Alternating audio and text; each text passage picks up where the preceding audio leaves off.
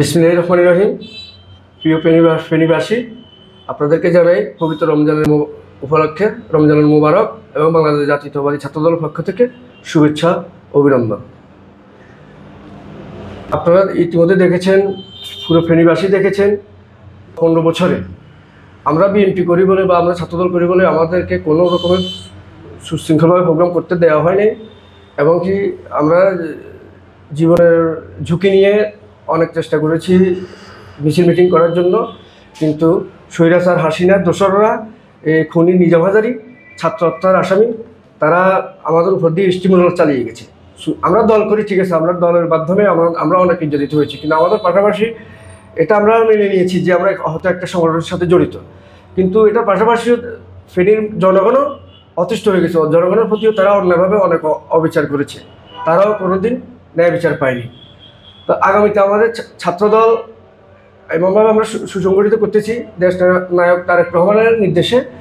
আপনারা ইতিমধ্যে দেখেছেন, বিভিন্ন শিক্ষা প্রতিষ্ঠানে আমরা ছাত্রদের মধ্যে ফরম বিতরণ করেছি, এবং কি আমাদের কলেজের বিভিন্ন ইউনিটের কমিটি হয়েছে, এবং যারা ত্যাগীও নির্যাতিত তাদেরকে আমরা সামনে ভালো ভালো নেতৃত্ব দেওয়ার সুযোগ দেব, এবং কি রানিং স্টুডেন্ট যারা, ইনশাল্লাহ আমাদের একটা টার্গেট রয়েছে আগামীতে ছাত্ররা রাজনীতি করবে শিক্ষা প্রতিষ্ঠানে, এবং কি ইউনিয়ন হয়তো ছাত্র রাজনীতি করা হবে না, ছাত্রদেরকে শিক্ষা প্রতিষ্ঠানে ছাত্র রাজনীতি করবে, এবং কি সাধারণ শিক্ষার্থীদের যে সকল প্রয়োজনীয়তা থাকবে আমাদের ছাত্রদল ইনশাল্লাহ সবসময় সাধারণ শিক্ষার্থীদের পাশে থাকবে।